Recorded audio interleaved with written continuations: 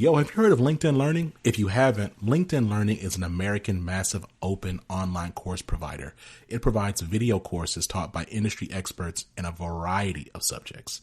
Now, why am I sharing this? I'm sharing this because Living Corporate is in partnership with LinkedIn Learning to provide diversity, equity, and inclusion courses. Listen, if you're trying to be a better ally, you want to understand better diversity, equity, inclusion strategies, or you just want to learn how to be a better leader, you got to check out the courses on LinkedIn Learning. So check it out. You can do it one of two ways. You can click the link in the show notes, or you go to LinkedIn Learning and you search Living Corporate. Again, link in the show notes, or go to LinkedIn Learning and search Living Corporate. I'll see you over there. Hello and happy Saturday. Happy Martin Luther King birthday. It is Saturday, January 15th, and I am your host, Vonda Page. Welcome to the group chat, and this edition of the group chat is called Radical Power. And in case you are new, and welcome Precious L. Williams, my amazing pitch coach, the amazing Precious L. Williams. Thanks for hanging out with me today. Today, what we're going to be talking about on this episode of the group chat, on this episode of Radical Power, what we're really going to be talking about is the power of a sisterhood and the power of connections and relationships. And we're going to be talking about the power of the divine feminine.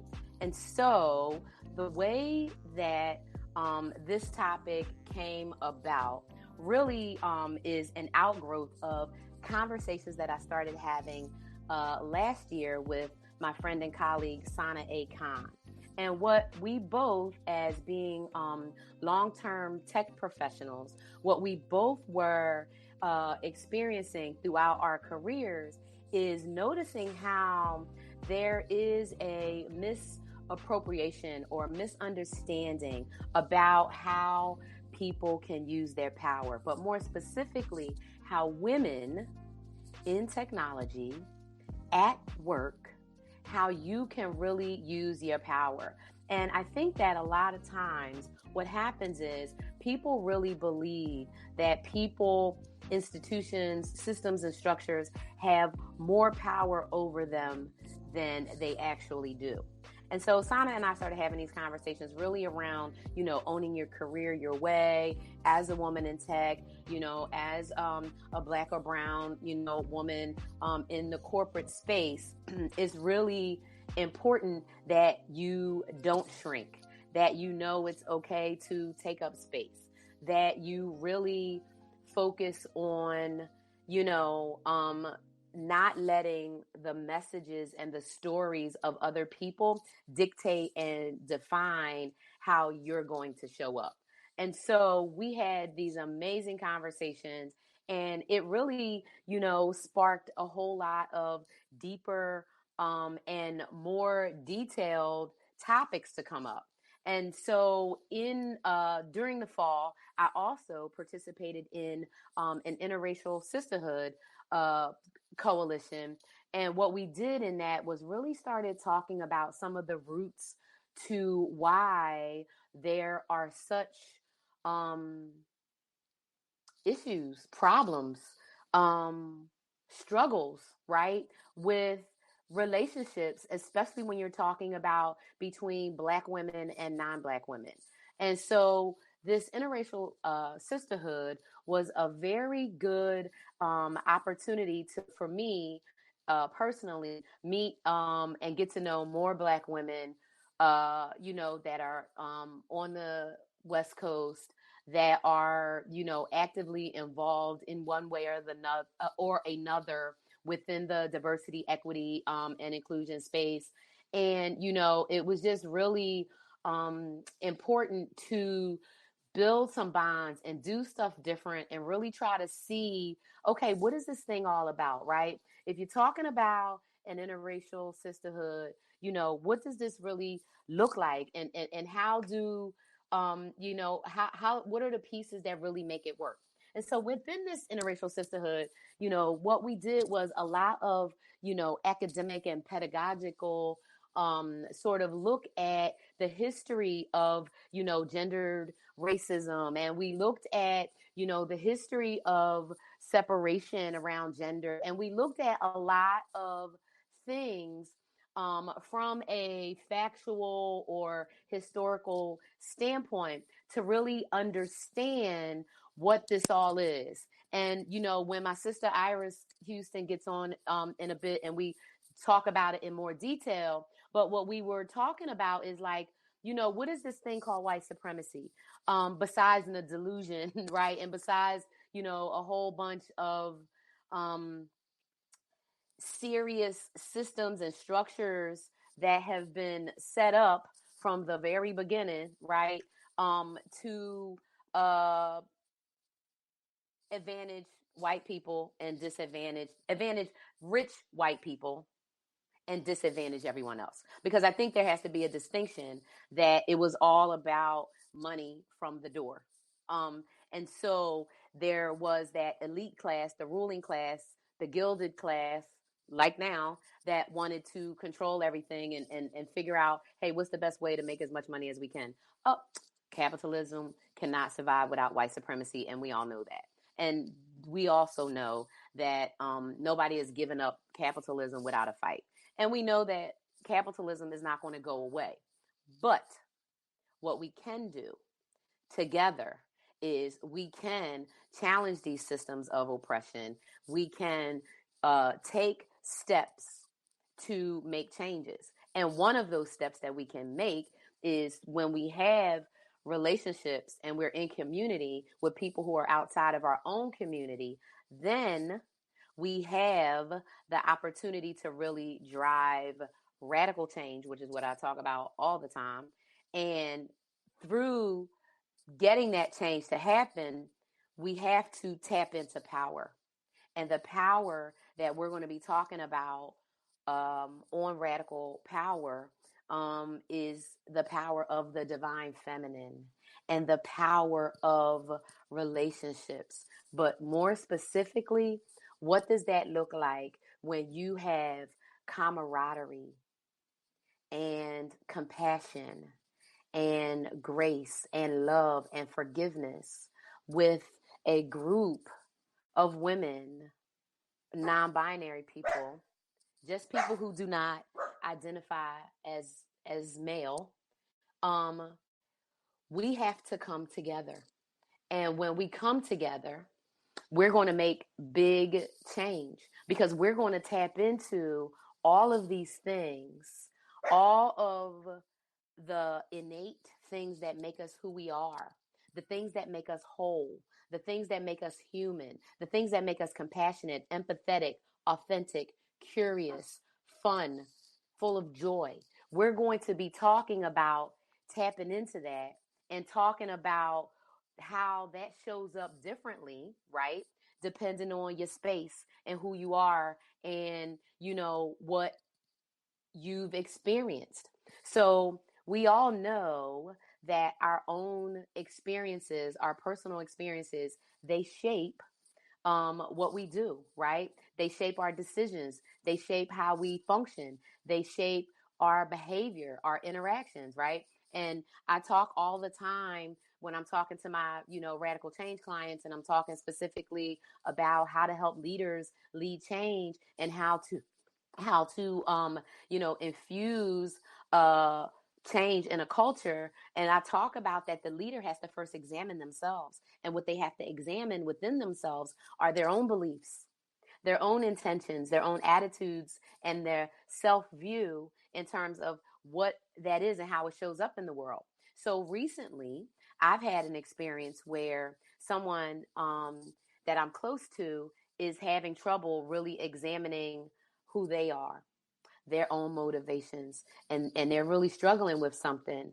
And so when I think about tapping into the power of the divine feminine, I think, at the root, at the foundation of that is really understanding and accepting and knowing who you are and being okay with that. So we all have flaws. We all have things about ourselves that maybe we in some way wish we're different, or we may have things that we see in other people that we wish, oh, I wish I was like this, or I wish I had more of that. And what I'm suggesting and recommending to people is that you don't look outside of yourself, that you mind your own business first, right? And you focus on yourself. And when you are able to do that and take that time to be able to say, you know what your stuff is, you know what you're about, you know where some of your blind spots and your pitfalls are, and not only knowing them, but acknowledging them, and then taking actual steps to make real change and do things differently. And so power basically, in one sense, is basically a way that you think about how you choose to operate in spaces and how you choose to execute on that power. So if I think about people who, have employers, right? You know that you have to behave within some specific confines at your job. Otherwise, that could become tenuous, right? And things could be put in jeopardy. And you darn sure know, those of you who are black and brown, non-white skinned, passing for the most part, you know that your challenges are going to be different. However, your challenges can be addressed, they can be faced and even conquered in productive ways when you're actually looking at it and viewing it from the right way. So if you are able to say to yourself, okay, well, here is where, I am, right? Here is where this, I know my weak spots are. Here is where I know, my pitfalls are, and you could stay aware of that, then you can be constantly, improving. And it's not like we're not going to all mess up from time to time, because we do. But, it's important to get to a piece in your life where you're able to really understand who you are, right, in relationship to other people. So I have my friend and sister, Iris Houston. She is joining me today. Hey, hey, Iris. I just started kicking it off. Good to see you, sis. I'm so happy to see your face. So we are live on Living Corporate Network, and this is the Radical Power Show, the group chat show, one of a series of different ones. And on this one, we talk about real stuff. We talk about real stuff on everyone, but on this one specifically, we talking about the power of the divine feminine, and what that's about. But even before that, what I want to do, I want you to say hi, tell people your name, where you at, what's up, and how we met. And then I want to just kind of dig into a conversation you and I were having earlier, which was, what is this white supremacy thing? So before all that, hey, how you doing? I think your eyebrows look great. And so welcome to the group chat. How you doing? Hold on. Wait a minute. Can you hear me? Yeah, we got a little echo. I'm wondering, do you have your a phone or something on? I Because this do. happened the other day. Sometimes it picks up and it makes this weird feedback. If you turn those off, it should fix it. Wait. Unless it's the computer. Okay. I turned the phone off. Hold on. For sure. Is it still doing it? Can you hear me? Yeah, you know what? Do you have any earphones? No. Because sometimes that helps. I don't. Oh, I think it went away. No, so this is what we have to do. That's okay. I know what to do. This is how we fixed it. So when you talk, I'll go on mute and it should fix it. But here's the situation. So, what we're talking about is, first and foremost, when we think about how we all as an individual person, right? We all come to the table with our own baggage, with our own nonsense, with our own junk, right? With our own experiences. And so when we go to engage in relationships, right, with other people, we bring all our baggage and stuff with us. So as we are getting into relationships with people, new people, right, we know we have our own junk that's already there. And then we also know that if we haven't done any homework on ourselves or any kind of work, right, then there's always going to be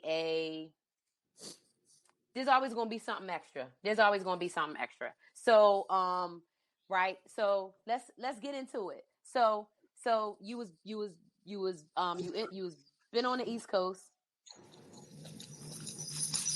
and that's where you are now. I grew up on the East Coast.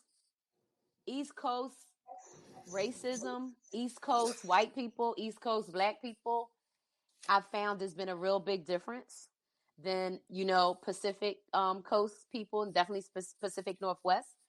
And the thing I think that's super interesting too is when you're talking about this, anti-racism work, when you're talking about this, DEI, equity and inclusion and all this work, and you're talking about, trying to build relationships and cohesive stuff, right, with people, and specifically non-black people, right, white women, the work is difficult sometimes because the homework hasn't been done. So, when I think about what we started, right, in the Sisterhood Coalition, the conversations, and a lot of it was originally around some of the historic stuff, right? We talked about white feminism, and we talked about, how white supremacy has separated, women, and we talked about that. And we did some processing of what that feels like, right? In terms of what does that feel like, when we're talking about it in a group, and how we experience it. But then there's another part to where you actually have to get into doing the work. So, that's kind of what I want to talk about with you, right? Is like, number one, I want you to talk about how we had a conversation around white supremacy being a energy, and then let's dig into it, because energy, and there's an energy in everything, right? And we have our own energy. So when we are coming up on an energy that is vile, and vile is literally the word that came to my mind, right? Because it's a vile energy, right?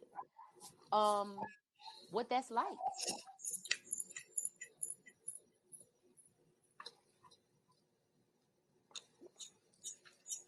And how we experience it. Can I talk? Yeah. So, you're gonna. I think the sound is coming from you, because when you were talking, it was vibrating as well. You got me on mute? Okay, fine.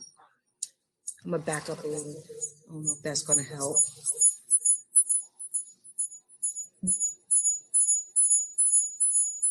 I'm waiting for that sound to stop.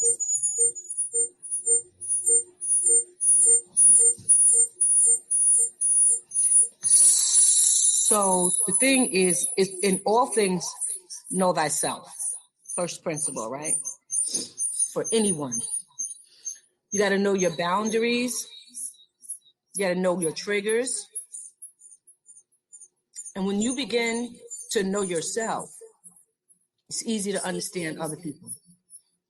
Because that devil you see in the other person, It's the same devil that could be within yourself. Black people practice white supremacy amongst themselves and upon themselves all day long. All right? So when you see this, and I say shaitan or devil, because anything or anyone that tries to destroy you or has their foot on your neck is your devil. All right? So, I studied it with the Nation of Islam. In the Nation of Islam, back in the day when Elijah Muhammad was born, was alive. If you entered the masjid, before you entered the masjid, you would have to get checked. And then if you left and came back in, you'd have to get checked again. And you have to get checked all the time because the premise was you could come in one way and overnight turn into a demon. So this check needs to be done consistently and constantly. And as we talk about this energy, it's invisible, right? How do you know when it's present? By the fruit that tree bears, right? But everybody is fronting, right? And we know that fronting is a habit, right? Because you tell one lie, you got to tell another. You got to tell another. You got to tell another. But time is the true test of all things, right? Because no matter what you do, time is going to tell who you are. So when we're talking about, and I don't mean any disrespect to anybody, but if the black man is God, and if we are the true gatekeepers and the original, which is what I was taught. I don't know what other people are taught. So I come from that premise because I understand even in the spectrum of color and in science, white cannot produce black. All right? So, and I'm not going to get into the whole analogy of how I think white people came about. But if we look at white as a recessive gene and black as a dominant gene, then we know our places. And so you can't lose that place because of trickology. Because someone is, playing that, what is that game? Where you show your hand, you show one hand and another hand is behind the back. And it got a whole new thing for you, right? You just want to stay conscious at all times. My uncle used to say, watch as well as pray. Keep that third eye open. Whether you believe or not, you should always be conscious. The Bible tells you that about a drunkard spirit. Any book is going to tell you about being alert. So,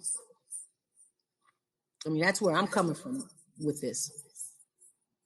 Boundaries, and know that people are human and they're weak. And that we all, at one point in time, can be used by this enemy of ourselves. Because when a person aggresses upon you, they're an enemy to themselves. They're committing offense against themselves and against you. You got to create these boundaries. And you got to know who you are. And you got to know that spirit that you're dealing with. Whether it be your mother, your father. We don't necessarily hate the person, but we hate the act. We got to also step back from emotionalism. We're emotional people. compassionate people. So when these things happen, we get emotional about it. But your recessive partner don't have that type of emotion or compassion. And I don't care how much you like them or you like this one, a fruit will bear what that tree is. Apples aren't going to give you oranges, right? And you can't let this whole idea of nirvana cloud your vision or your goal,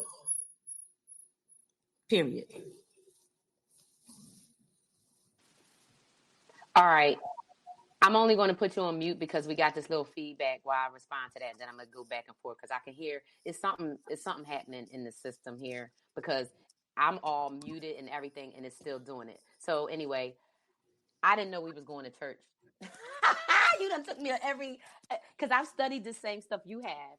And it's so interesting that for me, it takes somebody to how they say you always got to get pulled back to yourself and somebody got to pull you back to yourself, right? I had a very similar conversation 2.5 months ago with Shelby, right? Our other sister, right?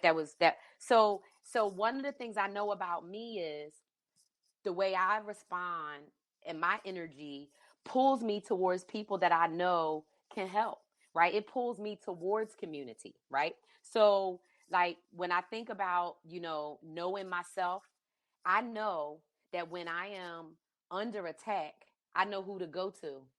I know to call up Black women. You understand? Like me and you ain't talked in like 3 weeks. That ain't stopped me. That ain't stopped me. My best friend who sometimes we might go 2 weeks without texting or anything. Nothing is stopping that, right? Because the connection is there. The energy, right, of the love and of this is what, we are connected, right? And so the energy of it. And so one of the things, I mean, you just said so many things. I couldn't even one of the things that, and I talked about this with M this morning, and this is something that I'm saying to all of my Black women friends, is what I need you to pull my coattail on is when I am actively ensconced in my white supremacist conditioning, which is me always deferring to white people in the professional setting, right? And so engaging in self-sabotage. So in that setting, right, that professional setting, I I'm usually the one that's like, because I'm used to working around nothing but white men, first of all, mostly white Indian men, tech, blah, blah, blah. So I give my point. I say, this is what we need to do, blah, blah, blah. And depending on, how they respond to me, right, is how I show up afterwards. So I may defer, right, to someone, not because they're smarter or because they know more or because they got it together, but because I don't want all of the fallout, right, of being called angry, of being this, of being that. So you just say, okay. But that's the go along to get along, right, is because that energy of white supremacy makes it more comfortable to go along. But then the other piece is, and to your point around the whole emotionality piece, the other is the impact that it has on you can't really be separate from the thing itself, right? So talk about that. So talk about, right, why they have their foot on your neck. So talk about it. You want me to talk about it? Mm-hmm. Okay. What is it that you want me to talk about? What I want you to talk about is, so for me, I can tell that having been in corporate America for all that time, I can see it show up in me. So when you talk about knowing yourself, your boundary triggers, I guess trigger is when I say something and white people don't listen. I know what I'm talking about. I know that I know that I know that I know that I know. And then they don't listen.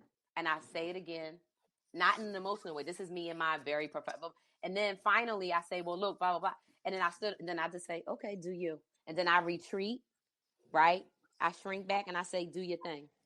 Well, now I'm working on that for myself. I'm working on, dealing with my boundaries in a different way. I'm working on showing up for myself the way that I want to show up, which is, why do I have to shrink when I know what the hell I'm talking about? Why do I have to defer to somebody who doesn't have the experience, the information, the knowledge?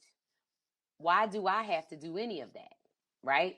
And so what I want to talk about, and what I want to hear from you is, as a person who is, I'm trying to level up from the standpoint of not allowing the white supremacist conditioning that I got over my career, as an example, right, throughout my life, being mostly in white spaces, of that way that I'm interacting. Because in this situation that I'm in now, right, I'm trying to work through it for myself. So it's healing that has to take place. So talk about it. So we live in such a society. Really, the whole society to me is one of narcissism. And then they gaslight you and tell you it's not happening. Then they give you crumbs and they say, "See, we accept you. You're one of us." Only to turn around and do that fuck shit all over again. So it's a constant game, and if you were taught, like you said, how I was taught, then that's called technology, right?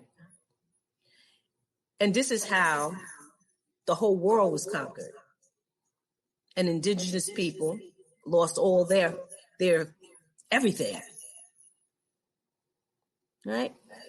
So people can say, oh, well, Nation of Islam or, Black Panthers or these people are terrorists while they aggress upon you, the same thing that they accuse you of doing. And that's their game. That whole game, that's their script. That's written in their Bible or perhaps in their DNA. You can't change DNA. Just like our harms and the things that have happened to us have affected us on a cellular level. They say for at least 3 generations that trauma is embedded in your cells. It's called epigenetics. When you're in a position and you're being terrorized, because that's what it is. Pictures of white Jesus, pictures of beauty of white women, that's terrorism. I remember the first time I went to Jamaica and I saw Black people in high positions. I wanted to get down on the ground and kiss it. Because every day, all we see is everything that's right is white. And everything that's Black is crime, is violence. And the whole reason why this country has been established is through aggression and terror. You are as the victim as that. And then you live down to other people's expectations. And so what you have to do is to heal. It's not about leveling up. You're fine. What you need to do is heal and to minimize the aggression against you. You can't heal if you're still being beat. You know what I'm saying? Like, if you're still being beat down, what are you doing? Okay, that's what I needed to hear. Okay, because okay, so maybe make it make sense. Make it make sense. Make it make sense. Oh girl, I got chills right now. I feel like getting on a plane and coming to Baltimore. I'm not in Baltimore. I'm in Virginia. But I was thinking BWI Airport. Then I would drive. Okay. Or because I don't know or Dulles Airport. Yeah, I could do Dulles or Reagan. I'm closer to Reagan National. Okay, then I could do it straight, direct to Reagan. Okay, so anyway, so that's what we're gonna do. So 20 minutes I'm 20 minutes from Reagan Airport. Okay, then I'm there. Yeah, easy peasy. Okay, so that's first of all. Second is you just said something that just took me to another level because I retired from corporate America on December 3rd, and my plan. Well, I'm just saying it because I'm manifesting it. I'm not going back. I am not going back into working for any company. That's it. I'm not going back. I work for myself. I have 3 companies. I have Radical Change LLC. I have B Page Ventures, which I've had that company for 7 years. And now I have Opposites Oppressed and these other things. So I'm not going back. I know I don't need to. But while I was there, what you just said about fixing things, how you going to make something work when you being beat, right? And I remember every time I switch jobs or I switch companies, because I've been my same career, right? But whenever I switch companies and I went to this company, listening to their words, listening to them tell me we about diversity inclusion, or we about this, or we about that, and yeah, we're going to put you on the right trajectory to go where you need to. Yeah, same old, right? Da da da da da. And every time, and I always tell people, I feel like every time I fell for the okie doke, I fell for, like, why am I listening? But I can't blame nobody but me, because what you see is what you see, and people, what people do is how they are. So if somebody do you dirty, they are dirty. If somebody do you nasty, they are nasty. If somebody do you jacked up, they are. And so it's like I'm participating. I'm participating voluntarily. Voluntarily, because I don't work at no company now. I'm not a slave to a check, right? My Who I want to be my friend. I think we're colleagues, kind of. John Graham talks about, right, plantation theory in corporate, in education, academia. It don't matter. The struggle between freedom and security of a Black professional, right? And you have those wounds, and they don't go away. And then if you're being beat at the same time, which makes me think about, I remember when I was a kid, and I hope this doesn't, hurt nobody. And I'll give a little trigger warning, I guess. But I used to get hit, okay? And I got to a point in my lifetime, Iris, where it didn't matter getting hit. Like, getting hit didn't bother me, because I'm like, oh, that's all you got. And literally, I remember having an incident with my first husband, and he pushed me or something, and I just like beefed up, because I was like, because you have so many scars, you've been hit so many times, that you like, what's one more? And I talked to my therapist about this. I have talked about it when I was in corporate America. I haven't thought about it, but now, as I'm moving into a different space, right, and doing work with people in them same behaviors, that same energy, that same energy, it travels, because it is an energy. So if it's in a person, it's in that person, whether they in California, Baltimore, Virginia, Mexico, or Kuala Lumpur. It's right there with them. And so for me to normalize this violence on myself, which I did as a kid, I did it as a young woman, and I've been doing it in corporate the whole time. That's probably why when I read Minda's book, the second book, the first time, and she talks about healing from workplace racial trauma, I was like, I was like I could tell how much my stuff is, because every time I read a book or I hear somebody tell me about an experience they having at work with white violence, I'm like, I feel it, And this week, the thing that happened with me was so bad, Iris. I was in the bed for 3 days. And it didn't dawn on me what happened until I told my therapist, because I was talking to him, and he was like, what's going on? And I was like, well, I'm in the bed. He was like, right? And then we started uncovering it, right? But I have the wounds, I have the scars, and I'm still doing them, right? And so if I'm in that environment, I have to extricate myself out, right? So it follows you, right? If it see, it pulls you. And so what's familiar to me? If I've been in corporate America, in white spaces, working for white people and around white people controlling me for my check, for 37 years. They've been controlling me for my check, but more so for the benefits, because I never really worried about the money. For me, it was health benefits for me and my kid. You know, as a mom, especially, you want to have benefits. So thinking about the violence that I allowed, the violence that was perpetrated on me was so common, right? And it was happening all the time. So it has followed me, and I can see it. So I'm trying to have, work through a business project with a person that is doing the same shit to me. And I literally, Iris, I had said it in the most detailed way. And I even had another white person say the exact thing I said to this person in different ways, meaning using different terms, and in a totally calm, unemotional way, not in even any way like how I'm talking to you now, like in a very, and this person is like, I apologize, I'll make it better. And then they did something else. And then it was next day and the next day. And it's ongoing. So I'm in it. So now I see what you're saying. And it helps me think back to what my therapist was like, okay, this is the result of the trauma. Like, this is you in it, trying to just survive and navigate. That's why you in the damn bed. And so let me just say this, that your trauma and that happened in your childhood, and so it's not the white people or your surroundings.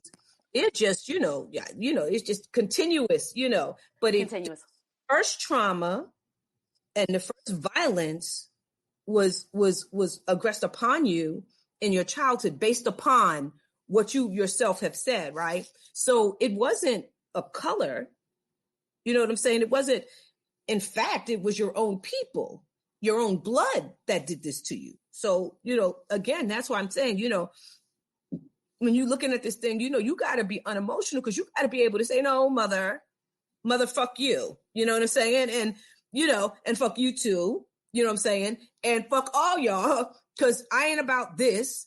And they'll tell you, your family will say, well, you're just like us. No. And you must really separate yourself,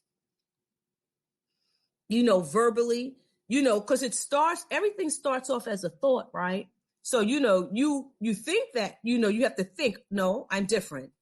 And then you go on with that thought and you put that thought into action, and you totally separate yourself from that. And eventually, as you continue, and you have to nip shit in the bud from the beginning, from the first moment. I had a friend and I just thought she was crazy. She would be in these white spaces, and someone would say something to her out of the way. And before they could get it out their mouth, she knew it was coming, because it's coming, because your whole body feels it. Your spirit, your soul knows. The soul knows what you don't. So before they could even get it out, they may start like this, and she'll say, no. Before you don't even go there. Don't start it. Don't start. And they're like, but don't do it. So before it even starts, you need to cut that shit at the root, because, all you doing is you chopping down. It's like you got a weed and you just chopping the weed down, but that root is still in the ground. It's going to keep coming back. And there's something about trauma and abuse. When you come from that, that it opens, like I talk about portals, right? And people you could think I'm crazy, or but there's things that are unseen that we don't even know about. We haven't even talked about, right? So abuse is one, to me, because I come from an environment of emotional abuse. Abuse is abuse, and emotional abuse is worse than physical abuse. Because like you said, the physical abuse should be like, okay, give me the hit. That's it. I'm getting that hit. And that's it. So you open up portals. And when you open up portals, you letting certain things out. Certain energies out. And it's deep. It's Jinn, call it Jinn, call it whatever you want to call it. Jinn, Jinn. You call it whatever you want to call it. It's real. When you open up these portals, you let these demons out. The genie in a bottle, you take the top off the bottle and that thing. Yeah, once that comes out, that's it. It's free game. It's free game on you. And it follows you.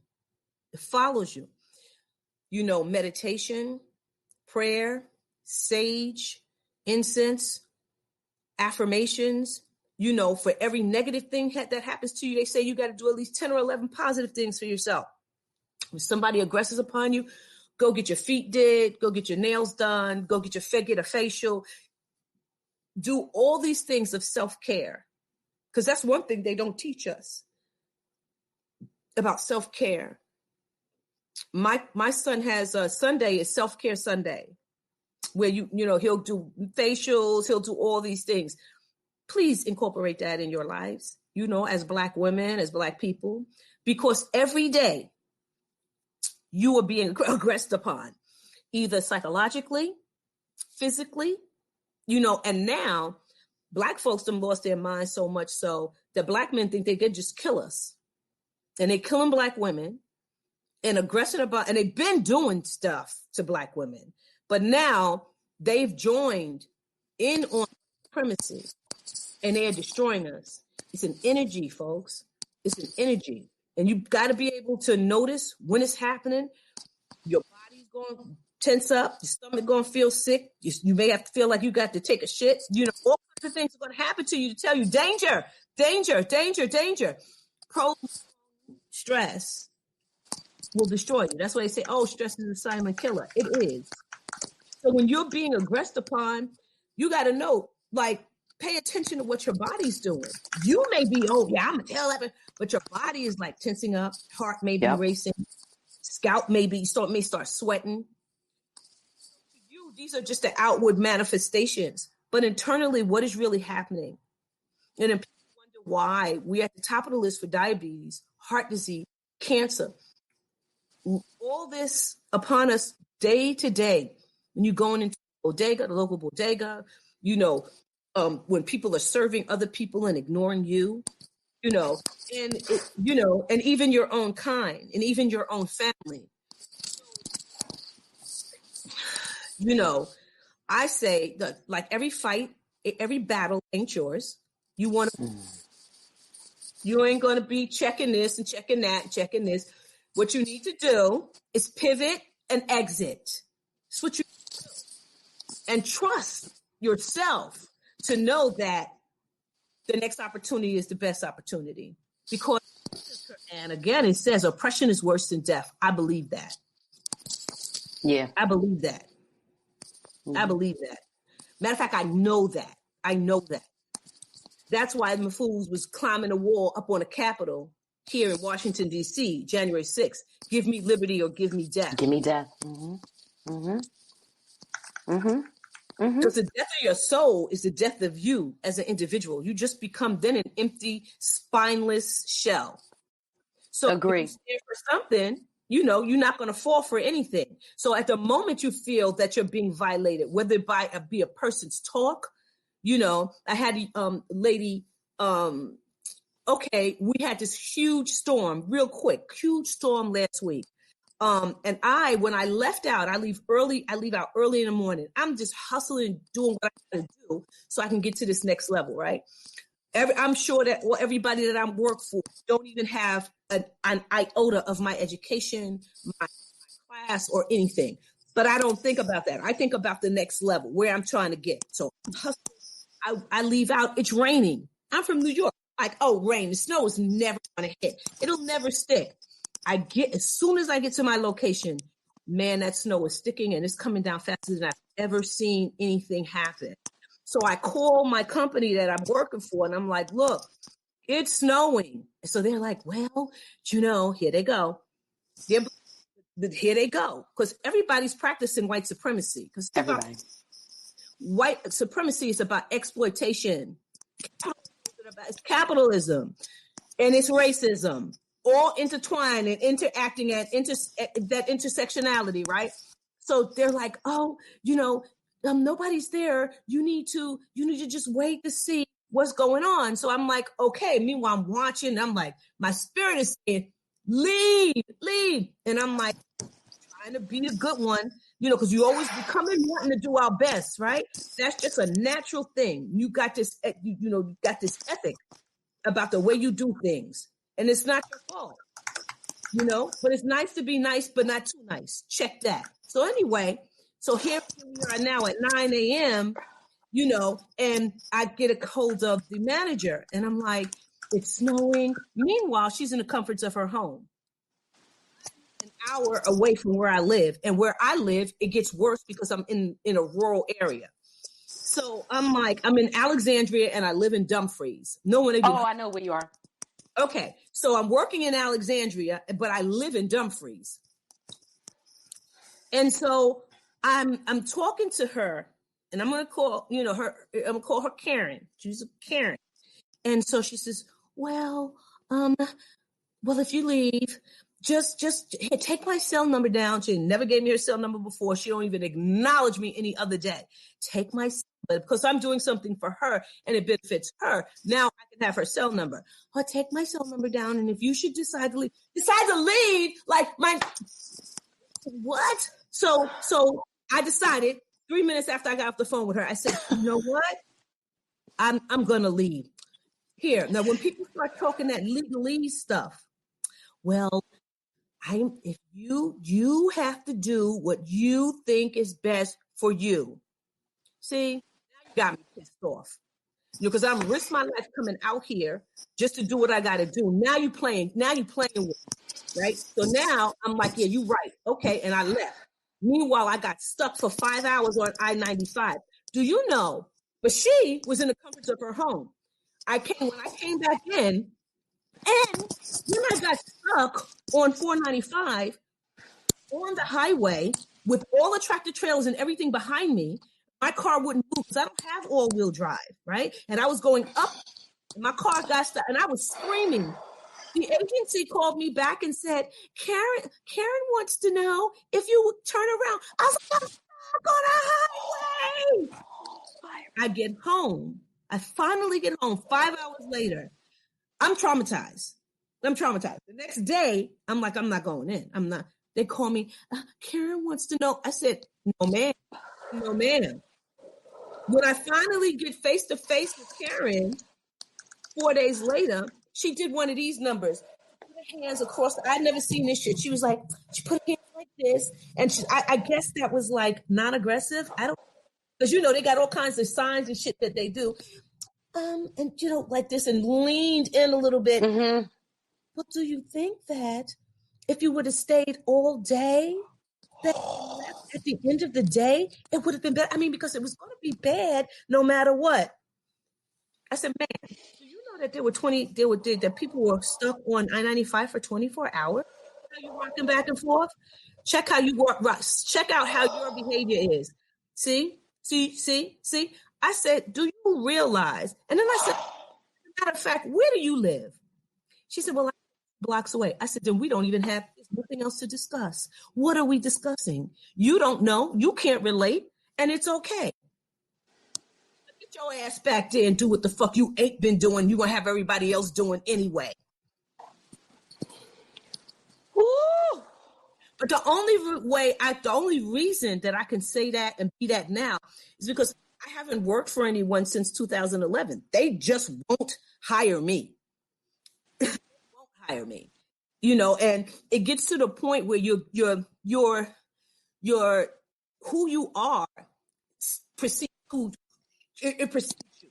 Eventually, as you decompress and heal, and it's going to take years, right? It's going to take years. Even with counseling, it's going to take years. It's going to take a long time. You can't even put time. You don't know all these things are so deeply embedded in your body and in your psyche. You know what I'm saying? So when you get to that space, see, this has been growing up in me for years, since I was a little girl. And my uncle said, you better be careful. Here you go. You better be careful. You're going to get in trouble. So he scared me. So I just shut up. That mouth. Mm-hmm. Mm-hmm. I just shut up because he told me that. Christianity teaches you that. Yes, it does. It keeps you in check. Slaves obey your master. Slaves obey your master. I remember being taught in church that your master is anybody with any authority over you. Definitely your job. definitely your job, definitely your parents, definitely if you in a club, it's the president. If you this, it's the whatever. And so that conditioning, I mean, this is I'm just It's like, the things that get you stuck, though. You got to be willing to shed all that shit you thought you knew and everything that you thought was valuable. See, because money is their God. yes, it is. Money is the God for America. They don't give a shit about you. You get sick and watch with their insurance. You want their insurance, but get sick and see what happens. Have a car accident and see if Geico don't drop your ass with the quickness, okay? So the thing is that you got to learn to do without. And That's right. And you really, really have to stand for something or go for anything. And you're going to have to, you may learn to fast, please, because you may have to not have as much. I do. Priorities, change those priorities because your priorities weren't even yours in the first place. You were told what should be your priority. Get that straight with yourself. It's all inside work.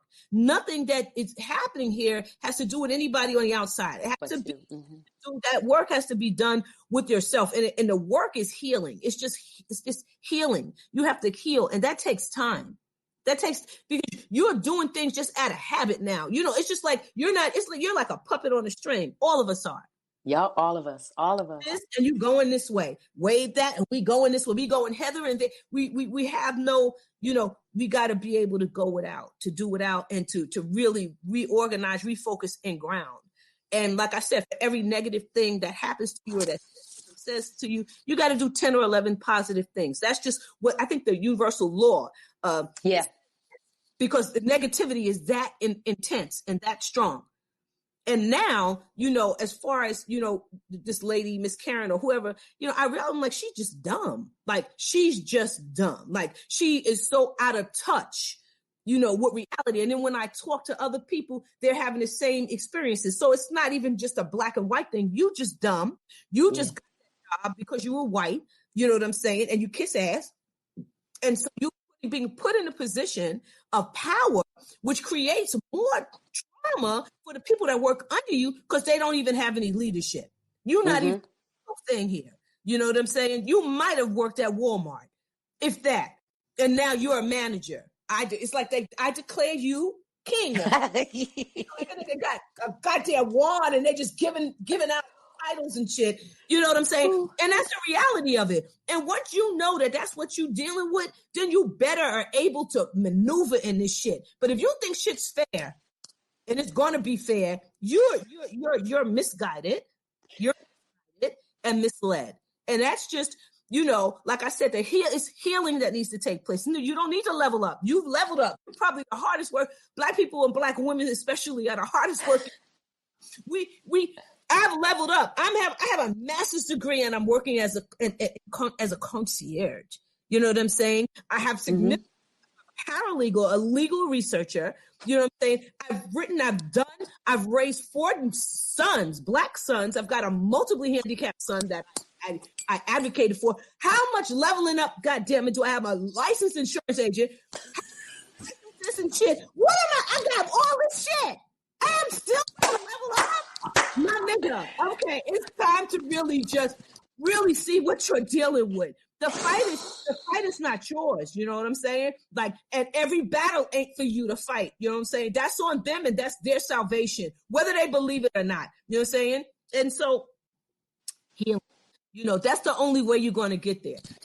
Massages, chiropractor, facials, sex, I don't know, quickies, I don't know. Good food, anything, or I don't know, just things that feel good and help you release that fucking pain. Iris, I love you. See, so let me just say, I'm tapped in to what my needs are. What I'm not tapped into, obviously, is how to get, because I do that stuff, but I don't do it probably when I need to. Like I gave myself a mini facial yesterday when I got out the bed and kind of like, okay. But like, I never think about doing it in response to trauma and triggers. Cause you know what I do when I get triggered? I usually start exercising and like doing like physicality stuff, because it's like, that's how I know it's trapped in my body. And then what happened is, I was telling my therapist, my glutes and hamstrings was so sore from all these. I probably did like, and I probably did like 2,000 squats. Like when I tell you, when I say I go exercise hard, like I'll be like on the floor doing, 8 sets of 20 push-ups, right? Like, doing it. So, I when I think about processing this and the healing, I told, like, I want all of that stuff. Listen, it ain't nothing but a thing for me to be like, okay, massage today, acupuncture, this and that, because I know that stuff is stay hydrated. Drink water. Oh, drink a lot I of water. drink water and tea Your all day. magnesium, ashwagandha. You know what I'm saying? Yup, all of it. Inflammation, because all that stuff creates inflammation, and inflammation creates disease. Okay, so that's the health piece of this that we're talking about, because all of this is interconnected. I can speak about the spiritual piece, but I also need to tell you, this is why Black women after a certain age lose their hair. You know what I'm saying? It's stress. It's ongoing stress. And then you come home, and then then you got the man acting like the white man at work in the household. You know what I'm saying? Or just, everybody's trying to be and achieve this fake, false superiority over another person. But in doing that, they have to step on you or project their shit on you all day long. That's the only way. And you are acquiescent. You're acquiescent in the whole situation by allowing and putting another man as God or another woman as God above you. Above you. Money, or they have a house, or they have these things. Whereas this is like this COVID-19. I used to say death is the great equalizer, right? Because all of us are going in the same space, right? And they even got that shit segregated. They got Black people in the same grade together. This shit is really, really sick. And this is really sick. We it really is. Have to really look at what we're dealing with, so that you can not become part of the psychosis. These people are psychotic, not just white people, Black people too, because, in order for us to get to this place, there were people that were acquiescent in our demise as well, that look like you and I. That's right. That's right. So let's start. The first devil, if the Black man is the original man, then the first devil was a Black devil. That's right. That's right. Call him whatever you want to call him, the crazy scientist, whatever. Call him Adam. I don't know. Call him whatever. But you got to understand that, at the end of the day, it's righteousness. It's righteousness. It's what's righteous. It's what's righteous. And you have to be, the first law of Ma'at, or one of the laws of Ma'at, is to not bring harm to yourself. And you bring harm to yourself when you're acquiescence in allowing someone to violate you, whether it be by what you see, or whether it be by what you hear. What you hear. You should not allow before somebody come out and call you or say something that is not going to be, save it. Shut it down. I don't need to know how you think about me. It's not my business. It's your business. And you need to just move on. Because once that shit is in the air, you ain't shit. It's already out. It's out. So you're to stop it before it gets to that. I guess that's where the monkeys come from. See no evil, hear no evil, speak no evil.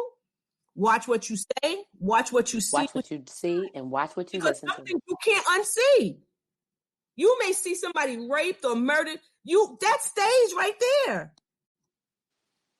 Healing is what we need. We need healing, serious healing, time away.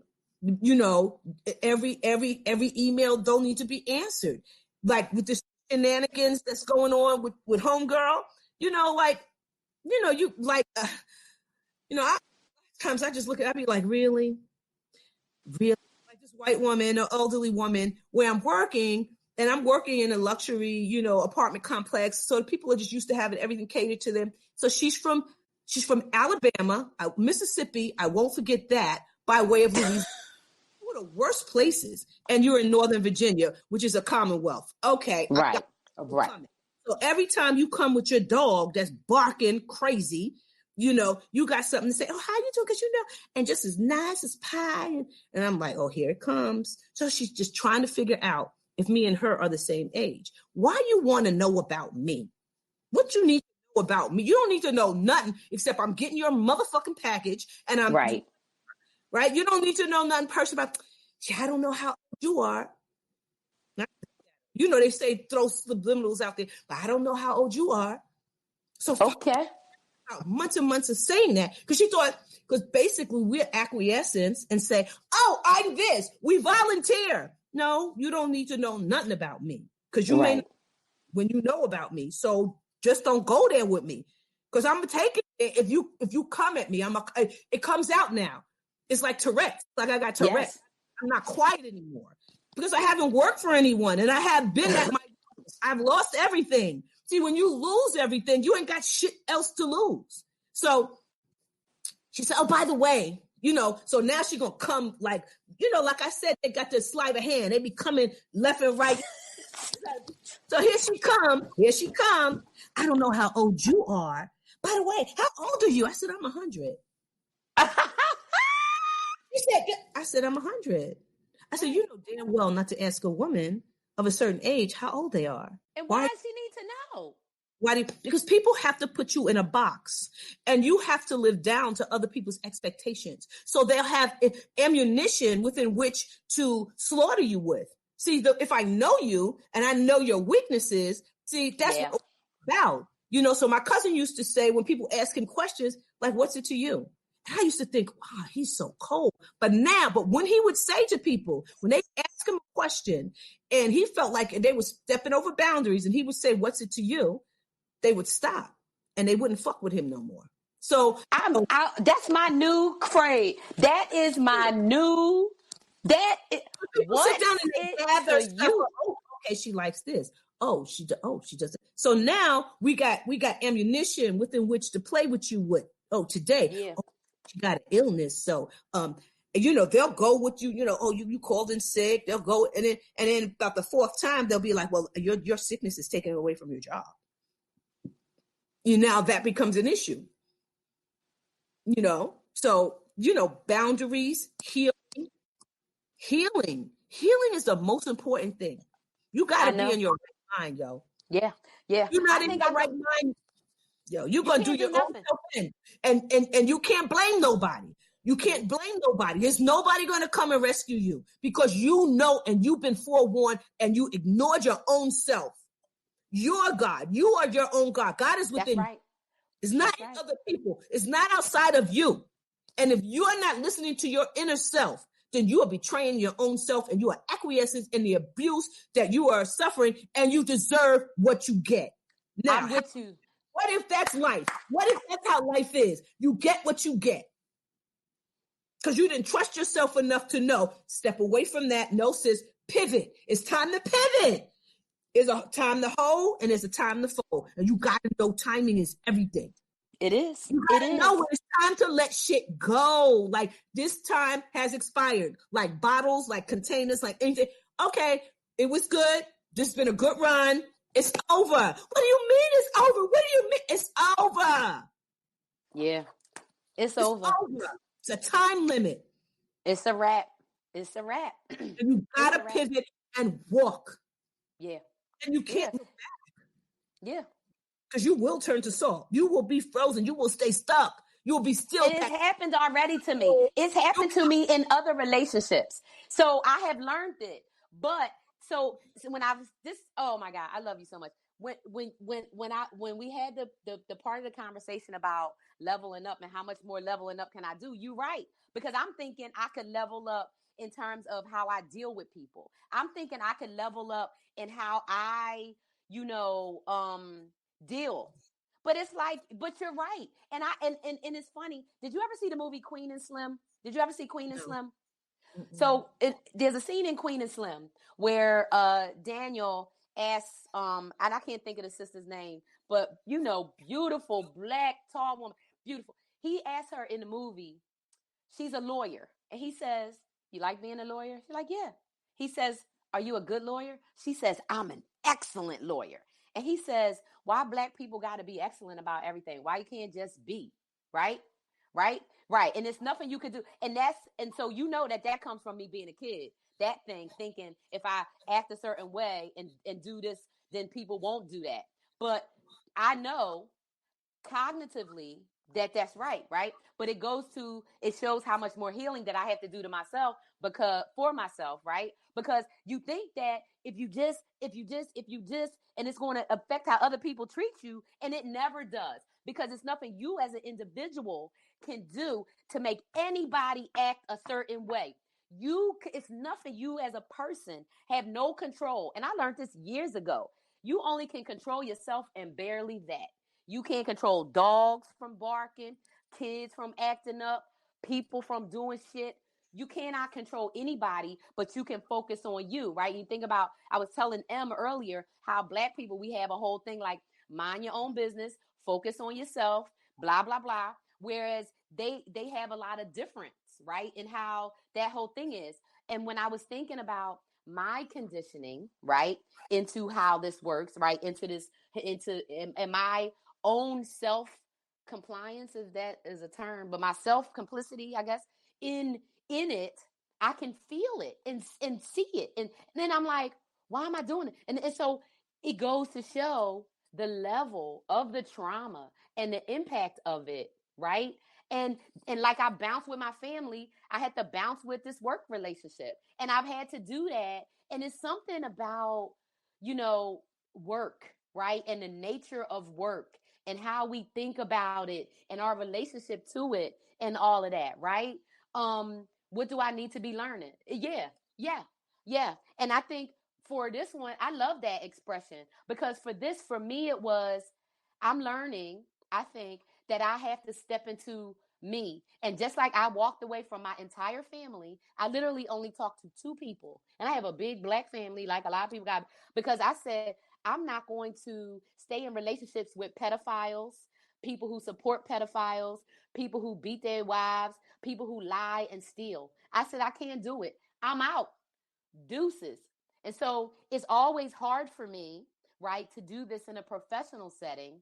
But just like I care for myself and extricated myself from family members who was harmful, then I should extricate myself from professional relationships that are harmful, even though I wanted it to be something else in a personal relationship. But I should, because I deserve that, because I owe that to myself, to not let myself stay in abusive relationships, whether they're physical, emotional, financial, terroristic, or otherwise. So family is frequency, right? We all talk about energy. Family is frequency. You know what I'm saying? So, you vibe with your tribe, period. You create your family, and what your family to be. That's the first thing. The second, your family, you're born into these families because these families are human beings, and these families are really they're people that you're going to be meeting also on your journey in life. So, just like your uncle, that was in the room, that was a pedophile, there's pedophiles amongst us. You know what I'm saying? He's that first example of what you're going to meet. They're all your examples of what you're going to meet in this world. So perhaps, I don't know how your journey, right? Your sojourn through this life. I don't know. Only Allah and right? So I'm saying, perhaps, when leaving that behind, because they were all Black, you went into different spaces and that happened to be Caucasian, and you thought you was going to have a different experience. You knew that there were certain things about white people. But because this is what we do too, because we can hate something so much, right? And detest something so much it stays right up here that, God damn it, if you don't attract that same shit, but it comes in a different way. Yeah. Comes in a different form.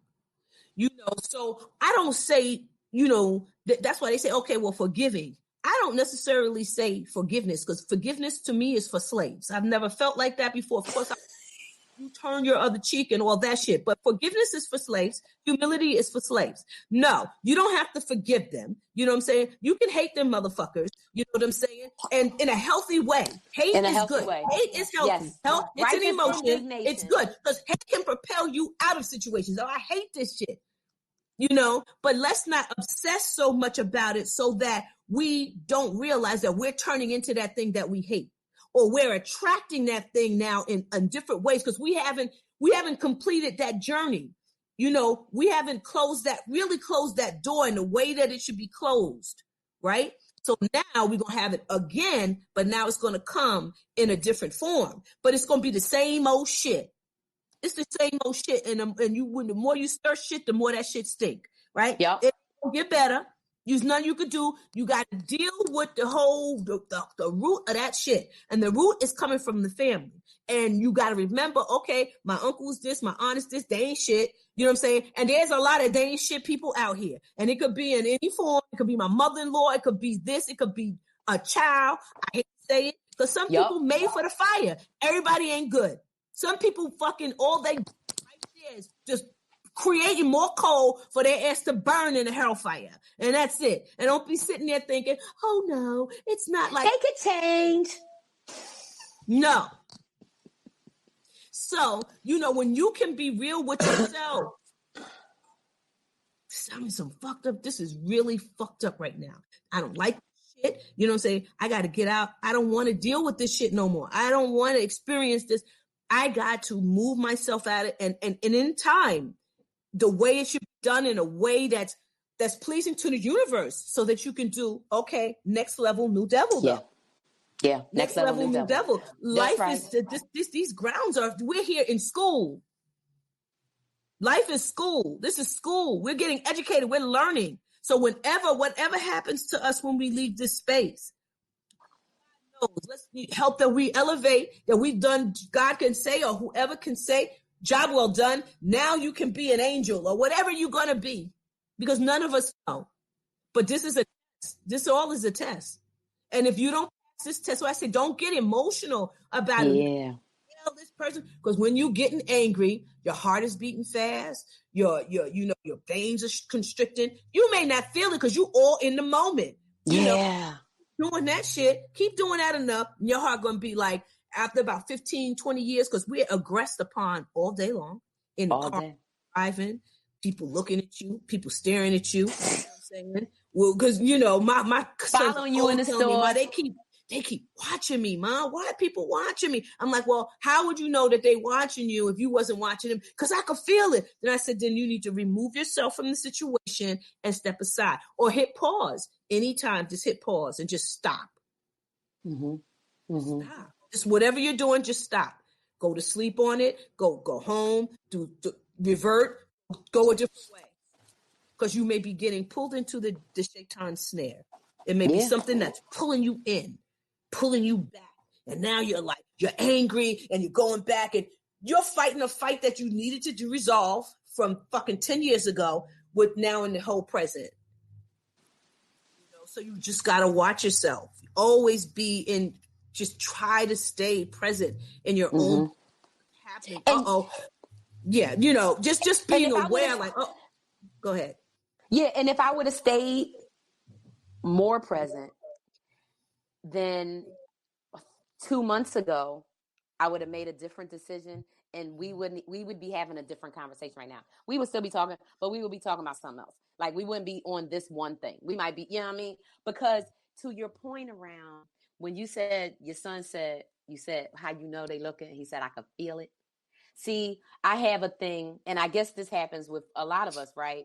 Where over time, because anytime we expressed a feeling or something, we were told, right, not, you shouldn't feel like this, or it's not this, or invalidate it. So now when I do know that I'm sensing something, if I'm not paying attention to it, then I'll ignore it. But these signs always have been there.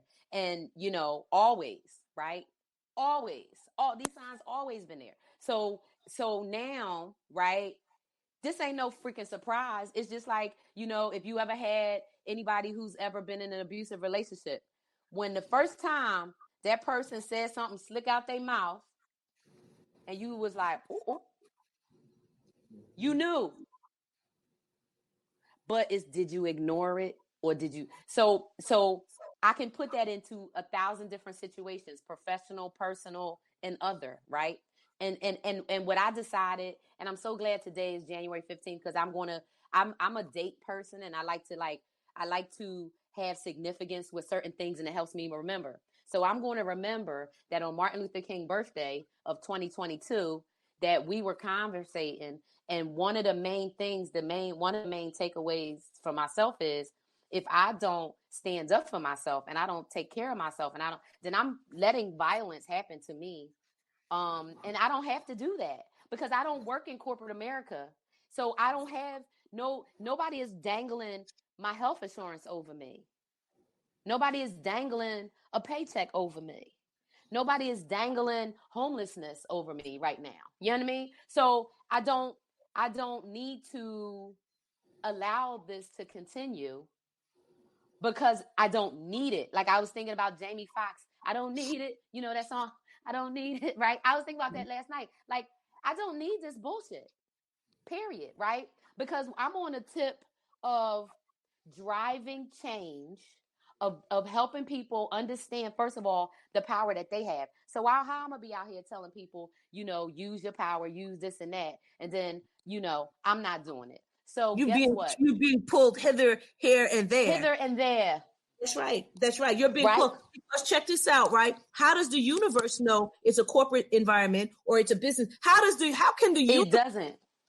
Well, how does God know, or the Most High, or your higher self know? Okay, now we're in a bit, we have been conditioned. But see, I say, and I've said it all along, that a corporate environment, they call it corporate thugging. You on the streets. You on the streets. Oh, when you in the corporate, you on the streets. That's right. corporate I would feel thugging. safer. It's thug. You being thugged out right there. You being thugged out. Right there. Yeah. So you keep forgetting. I do. You can never forget. And that's what, in the Quran, it says that, that man is forgetful. You can't forget the origin of a thing. That's why history is so important. History is barometer to your future. Because without knowing where you come from or what happened, how do you know where to go? You stepping into shit and you don't even know what took place. See, if you already know, then you know, okay, this is gonna happen. This one gonna do this stupid shit. They about to say something stupid. So let me just calm myself, get whatever I need to get out of this, and then move on. Know when to hold and know when to fold. You gotta know when it's time to go. You're always planning your next move. You're always planning and you're gonna have 3 or 4 things because of the nature of the way that they do us. And I guess that's the reason why they agreed to integration. Mm-hmm. Take our power away. Because if you were self-made, you wouldn't give a damn. Right. You right. Like, fuck them. Kiss my ass. My black. Right. That's right. And go on and eat your whatever you eating and do what you got to do. Yeah. So you gotta have the courage, and it's about self. It's what that insecure and the homelessness, I get that homelessness because I too, I lost my mother when I was 3. I lost my father when I was 13. I'm an only child. You know what I'm saying? And Me too. I grew up in an environment, of, just emotional abuse. You know what I'm saying? So I had to leave. It's saying my battery is running low. Okay. I had to leave at a certain time. I had to leave that environment. But I always was concerned about homelessness. Have been concerned about homeless. Where am I going to go? And then anxiety, and then and all that stuff. So yeah, okay. And we out of time anyway. Like I usually try to only keep it to an hour, but the conversation was good, so it's not even a thing. But I think about that scarcity mindset, right? That puts us into these situations where we feel like we don't have a choice. But you're right. I have plenty of choices, and I can walk away from any relationship, and anybody out here can walk away from any relationship, business, personal or otherwise, that doesn't serve them. And you owe that to yourself. You owe it to Your health is yourself. your wealth. Your wealth is your health. Right, right. As long as So you're in a good state of mind, a mental presence of mind, and you got the wherewithal to get up and do what you got to do, God is going to, or yourself within you, your God, the God within yourself. Because if you don't have a God that within yourself, or your God, is not willing to fight to the very end for you, you are serving the wrong God. Absolutely. That's where it is. That divine in you, the divine power that you have. So I'm not going to keep her shut down anymore. She's out. And I'm going to say, thanks to my sis on Martin Luther King's birthday. I feel like I'm a person, and this probably comes from being, abused background. I like to have permission, or I need permission. You just gave me permission to live out me and all of my. I affirmed what is already in you, because nobody can do anything. All they can do is bring out in you what is already in you. That's it. You affirmed it. You affirmed it. Thanks, everybody, for tuning in. Thanks, Iris, for hanging out with me today, and we'll see you next time.